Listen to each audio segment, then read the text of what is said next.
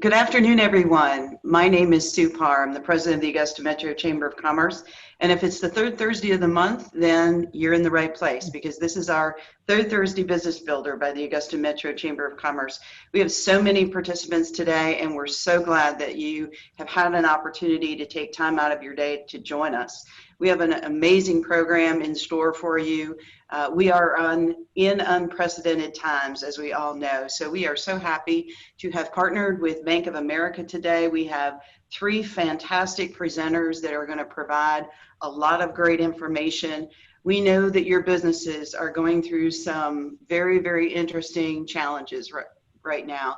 And we want to make sure that you get to the other side of what's ahead of us, because that is going to be most important for all of us, is what is the road ahead and how can I be more prepared for that journey. So again, we are delighted to have today as our presenting sponsor and our partner for this, Bank of America. Thank you very much, Aura and the team. A couple of housekeeping notes. We sent out a call for questions in advance of this webinar, and so we're delighted that you weighed in ahead of this program so that we could incorporate some of those questions that you have out there in regards to your business. So that means that we won't have a chat or a Q&A during this program, but we will certainly make sure that we answer some of those questions that you presented to us in advance. We're going to talk about a lot of things. We're going to hear about cash flow. We're going to hear about credit. We're going to hear about survival training. We're going to hear about monitoring your expenses, all sorts of tips and even some resources at the end of the program to help you, again, get through very, very challenging times for many of our members. So thank you, members. We miss seeing you, but we're delighted that you could join us today. We are going to start with a conversation about how the pandemic has really affected us locally and even statewide. And I'm very pleased to introduce our first speaker. Kathleen Ferguson is going to touch on that. And if you give me a moment, Kathleen, before you dive in, I also want to introduce our other speakers as well. Kathleen is the Vice President, Business Banking Relationship Manager for Global Banking and Markets. We have Will Manning, who's the Senior Vice President for Business Banking Market Executive, Global Banking and Markets. We also have Jason Sawinski. Jason is Vice President, Small Business Banker for Consumer and Small Business. So thank to all of you for being with us today.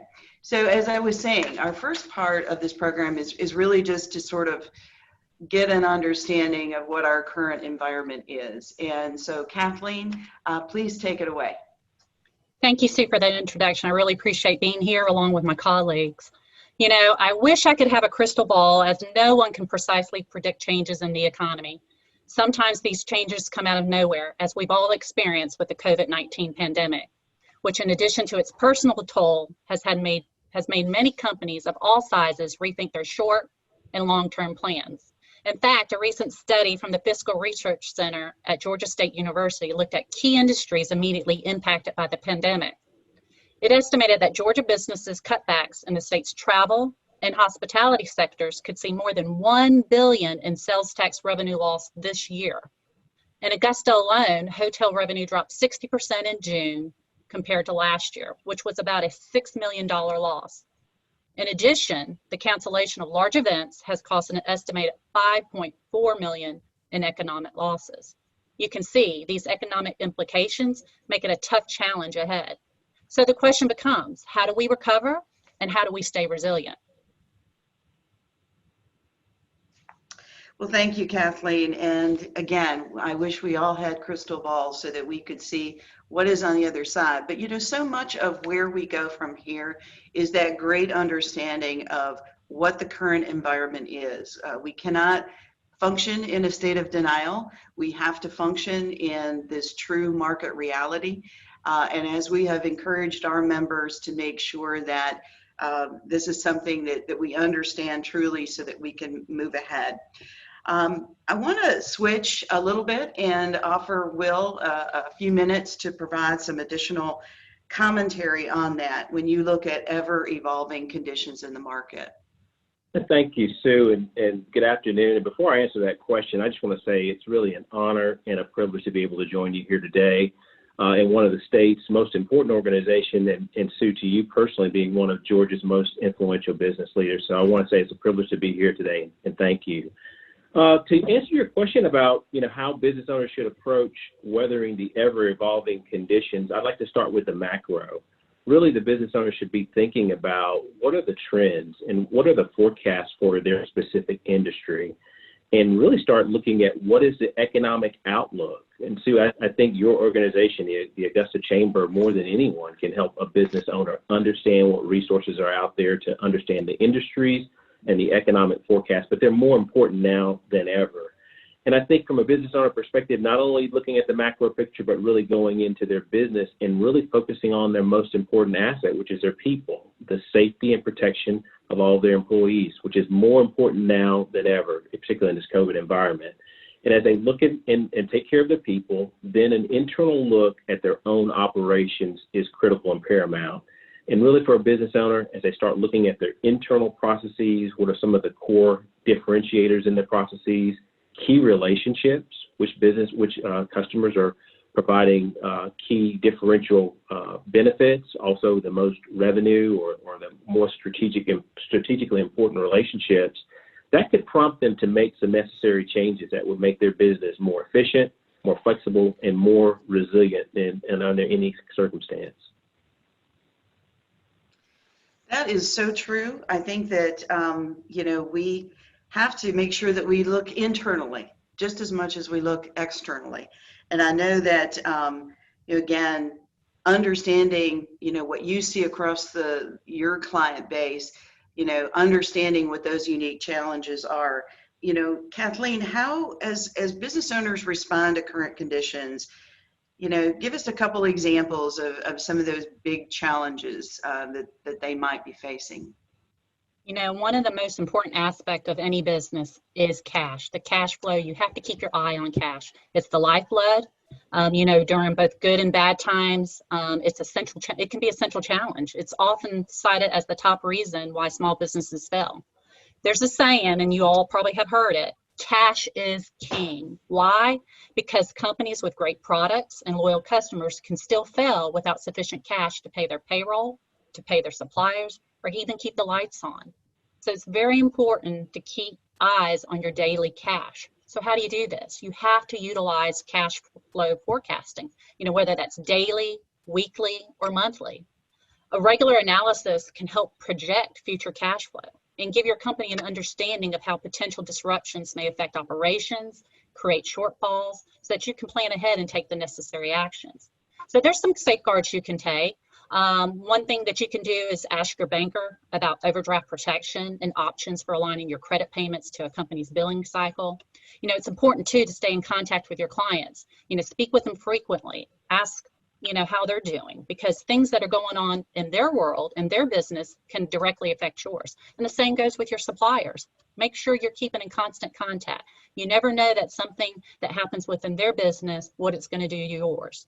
The other thing too, it can be challenging for businesses to ask for money from their clients, but it's important, to understand how reliable your customers are paying, what they owe, and create a watch list. It's okay to keep in contact with those that fall behind. A little probing won't hurt because it can help you address the issue proactively. So the main thing I would say is keep your finger on the cash.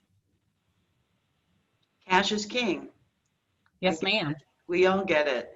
And you're right. I think that, it's challenging for businesses right now because their customers and clients are going sometimes through the same thing, cash flow. But, how that all snowballs is really important in understanding, even on a daily basis, what your receivables look like and how quickly that cash is coming in, and when you've got payroll next that you have to meet. So, Will, what's potentially another area that businesses really need to keep an eye on? I just take another tangent to the thought of cash as king. Is I would say that business owners need to assess their credit situation, and being able to it would be a lifesaver during challenging financial times. As we think back to the last recessions of 1990, 91, 2001, and the dot-com bubble period of time, the growth rate for commercial banking loans to businesses dropped to zero. And that was according to the Federal Reserve of St. Louis. So in a difficult economy, most lenders begin to be very, very cautious about companies that they don't know very well. And in fact, most lenders really want to be able to understand how those businesses operate over the entire business cycle. In good times, do they make the right capital expenditures to grow the business? In bad times, have they responded well in downturns? And really, for most lenders, knowing that a business has been able to weather the different challenges and respond effectively is going to give that lender confidence to be able to extend credit. So there's a couple of things, those of us that are in underwriting in the credit world, a couple of different C's, 6 C's to consider around credit. Number one is capacity. Does your business have the financial capacity to support debt and expenses? In a general rule, most businesses need about $1.25 in income to support every $1 of debt service. And that extra 25 cents provides a cushion for the business to be able to absorb unexpected expenses or a downturn in the economy. The second C is capital. What does the business own in capital assets, whether that's cash or equipment? And is there enough to help support the financing the business in any way? And most business owners put some capital into their business. They inject cash, obviously, but how much? And so that answer really says a lot about whether that business is one in which the bank is willing to invest. Does the business owner have skin in the game? Thirdly, the third C is collateral. What are the accounts receivable? What's the inventory, the cash, the equipment, commercial real estate, all of the forms that basically the assets that the banks will use to leverage and secure the loans. In addition to looking at the value of the business's assets, the bank also will consider existing debt. So there's a kind of a net collateral position that the banks will look at. And then we'll look at the general conditions, so like we talked about earlier, the state of the economy, trends in the industry. The bank wants to be able to ensure that there are not any factors outside of that business owner's control and try to minimize those as much as possible. Getting to my last 2 C's, the fifth one is character. What's the work experience of that business owner? Do they have experience in that industry? And here's one, Sue, that's often not thought about but means a lot to a lender is what's the personal credit history of that business owner or the management team? If you think about their own personal integrity and good standing in the community, do they pay their own bills on time? And that's critically important because that says a lot about the character and the strength of the management team of that business. And then lastly, communication. As Kathy said earlier, always stay open to communication to your banker, to your CPA, to your attorney, to all of your financial advisors about the opportunities that you face as a business, and then we can work together to create a good financial partnership to support that business owner. So Will said, you said something very important and something the Chamber advocates a lot for is local banking. We want to make sure that our members understand the vast resources that we have here in our community of wonderful people like yourself that can provide that hand. When you know the local market, you can be a better banker. And when your business needs a bank that truly understands what they're going through, they're there for you. And so we want to make sure that we are advocating to our listeners today that if you don't have a local banking relationship, it's so important, especially at a time like this. So we've heard a little bit about the tactical tools. Let's switch gears a little bit. And Kathleen, if you can help us, the business owner, they're trying to use all the tools in their toolbox to just, the day-to-day. But, you also have to think very strategically. And, I'm trying to check all the boxes, but what is my strategic survival plan? So Kathleen, tell us a little bit about what that might look like. Sure. So many companies don't have a business continuity plan, and they need to have one in place.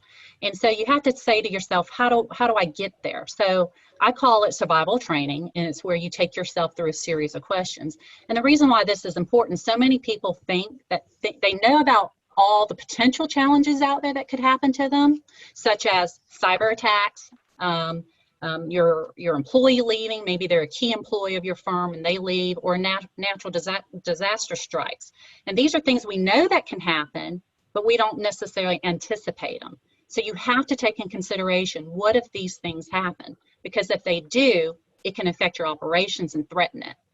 And so just to give you an example, in 2019, the first 7 months of the year, there were 6 climate and weather catastrophes. Each one of those catastrophes cost about $1 billion each. And what happened? 1 in 4 small businesses failed to reopen. And that's common with a natural disaster.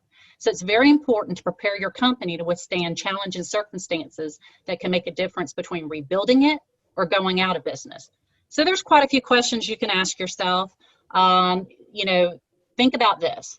If something were to happen, how would you access your bank accounts and financial reporting? How would you pay your vendors and employees, including those who do not have checking accounts? Will mentioned credit lines and credit earlier. So do you need a credit line to help support disbursements because you're not able to get cash into the bank at the time? Have you discussed credit requirements with your banker? Where are your employees designated to go in the event of a crisis? These are all important things. If they're traveling, what are the emergency plans for those particular employees? For us at Bank of America, we went to a work at home for those in certain lines of businesses. How do you have an alternative work site? What supplies and equipments are you going to need to run that facility or that backup at home work site? We had to deploy thousands and hundreds of computers to our employees. And where do you keep your business continuity plan, right? So you've got one created. Where do you keep it? Who has access to it? Who's going to help you initiate the plan? Those are all important things, but that's just hitting the surface. Taking your company through such a survival training can help your company develop a realistic and detailed plan that helps you identify key people and processes so that you're better prepared for the next unexpected crisis. I hope those things help. Yeah, and I think we'd all be pretty surprised to find that, most businesses, they maybe have it in their head, but I think it's also important to have it written down, and at least, have other people share in that information so that there's a team behind the success, the continuity, and the survivability of the business. And so again, great information. So what other things, Will and Jason, what other things should business owners consider when they're thinking about their business? Yes, Sue, I'll start first and then I'll pass it to Jason. Just in addition, I just say automate where possible. Technology is our friend. Look at what we're doing here, engaging via Zoom, iPhones, iPads, laptops, but technology is our friend. An estimated 45% of jobs now performed by people in the U.S. at an annual cost of $2 trillion could be automated with existing technologies. So many of us already had iPhones and iPads. This is a perfect example. All we need to do is download an app and just get used to doing something differently. And so from a business owner's perspective, I would think through administrative tasks like payroll and other record keeping. They can all literally be digitized at minimal cost. Now, one thing I will say, and we hear this from our clients a lot because they have a lot of long-term and loyal employees there, I would just say be careful when it comes to reducing headcount. And I know we all want to make sure we run our businesses efficiently and effectively, but automation doesn't mean you have to reduce headcount or push people out. It could just be an opportunity to retrain or refocus employees on more value-added areas of the business, whether that be sales or some type of cost-out role within an organization. So Sue, those are just some thoughts that quickly come to mind around automation. I'll turn to Jason for some other thoughts. Hey, thanks. And I appreciate the opportunity here also. So yeah, one of the things I guess I would suggest would be keeping tabs on expenses during the recession 08, 09, one of the big things, like 75% of top executives, company leaders were saying is to cut costs and expenses. But however, you want to make sure that you're careful with cutting those across the boards during a sort of crisis, so doesn't backfire on you. You know, we want to take time right now to, review your processes, frontline, back office processes, and figure out what savings are possible. Then you want to review that and then kind of look at what if scenarios, what would be the least painful and the most effective type of cuts to make. And then also consider renegotiating with your suppliers. A lot of suppliers will, adjust different terms. Look at having the payment terms align with your revenue cycles. And then in addition, we've got some great resources that are available too to help the clients. I think we're going to pull those up. Okay, good. Got them pulled up. I've got here pulled up the Small Business Online Community. This has got a great list of forums, tips, industry knowledge, and one of the great resources under here relating to coronavirus is under the Resource Center. I think we're going to pull it up under the Resource Center. Okay, yes. And then coronavirus resources, so very specific to coronavirus. It talks about various small business owners and dealing with different challenges, unlike they've never really experienced before due to coronavirus. Lots of topics to help, address the situations. We've got a panel of experts that help write these articles. Some of the articles include, as we talked about earlier, working remotely and managing that remote workforce, various social media tactics, hosting webinars. A lot of this is, as we're doing right now, virtual meetings. That's become more of the normal way of getting together.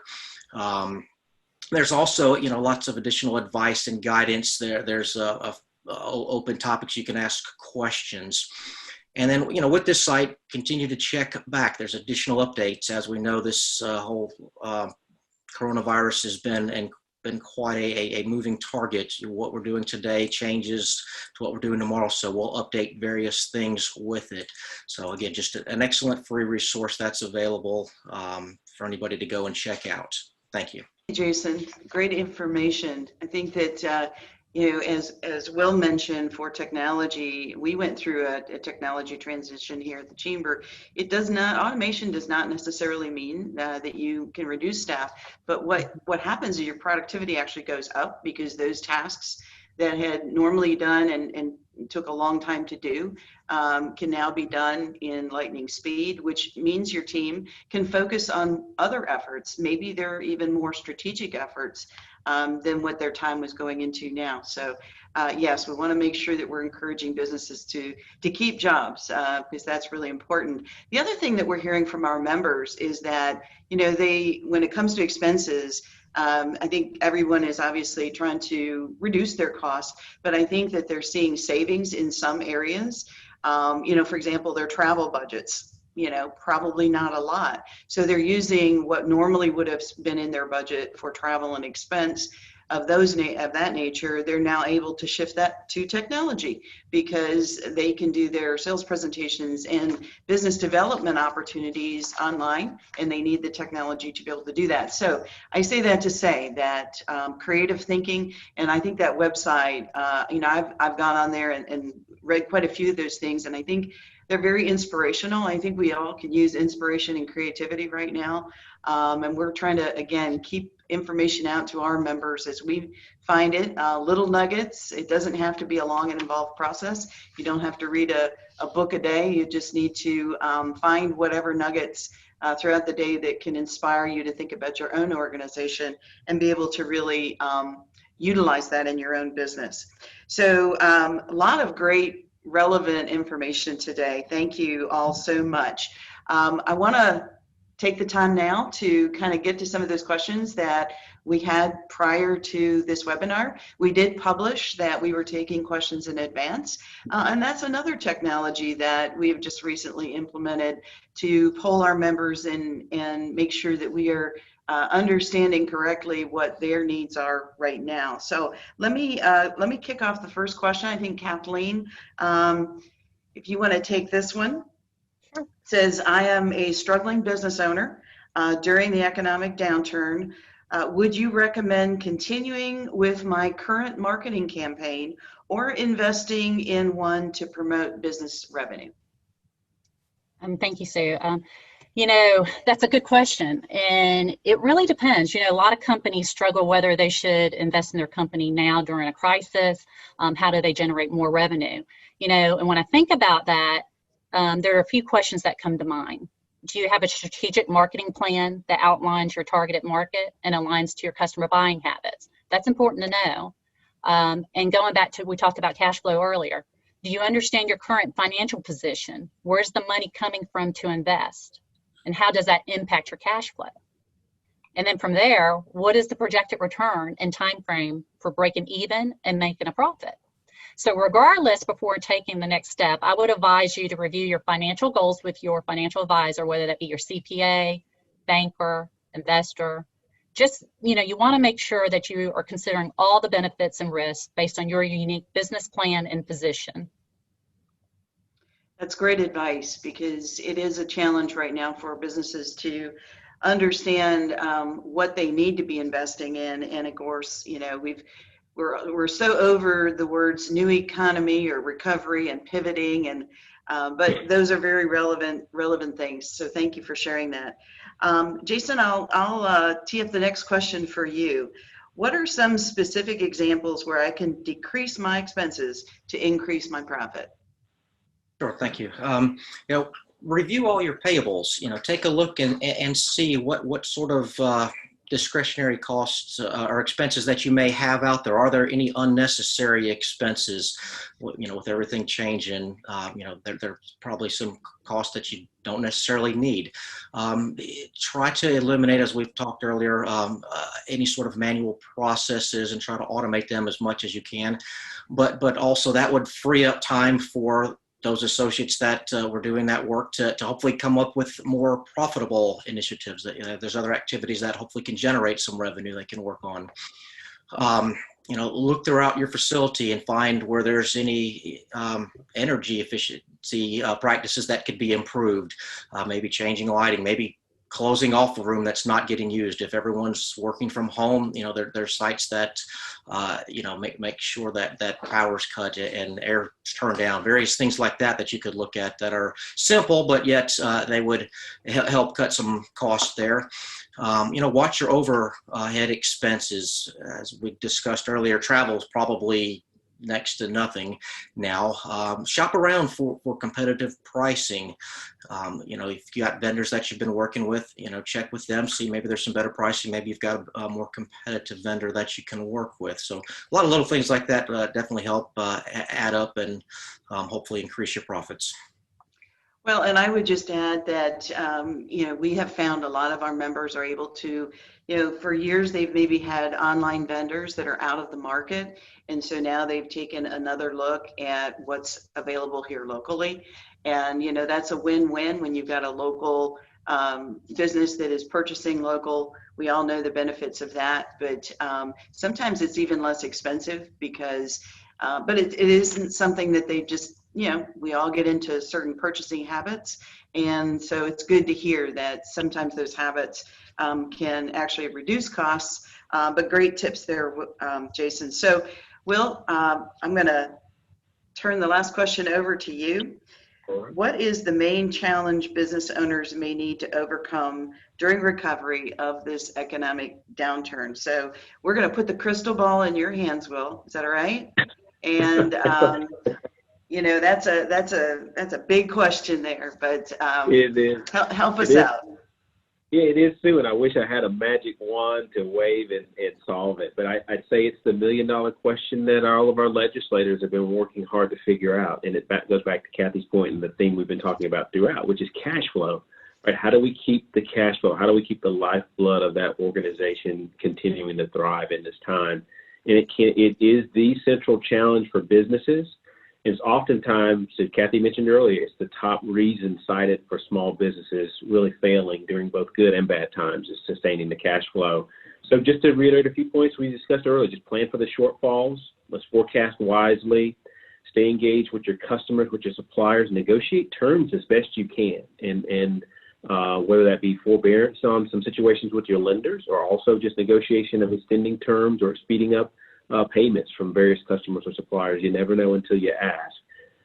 And then I'd say for those additional resources, Sue, I just point them back to the website that you shared with Jason, our small business community at bankofamerica.com, and also the website that some resources that Kathy and I have at bofaml.com that can be helpful.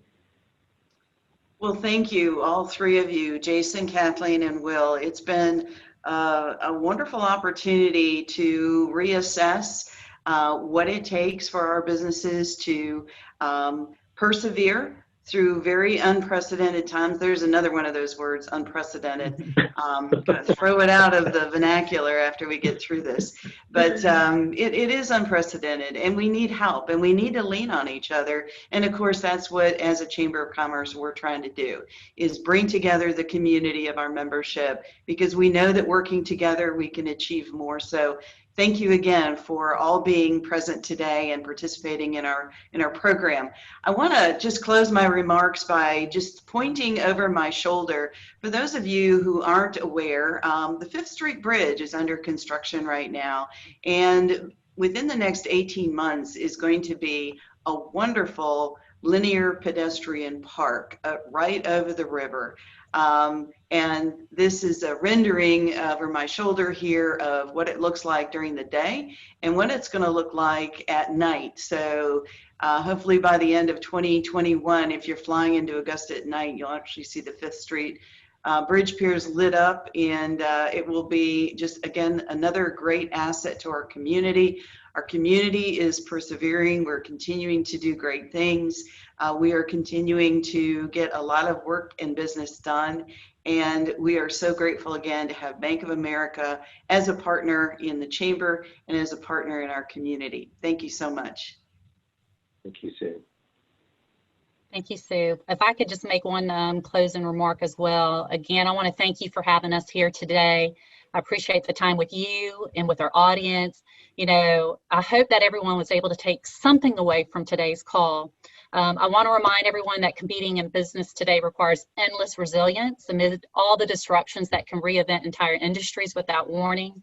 And hopefully the best practices we spoke of will help make your company stronger in the face of these challenges. And the better that you plan for any part of your financial future, the more control you're going to have over your future success. So I hope, again, today was helpful to everyone out there. And thank you again for having us. All right, well, thank you to all of our participants. Thank you for your time today and for being with us. We hope that you have a great rest of the day and that things will be looking brighter on the other side. Thank you so much for joining us. Thank you. Have a great day. Thank you.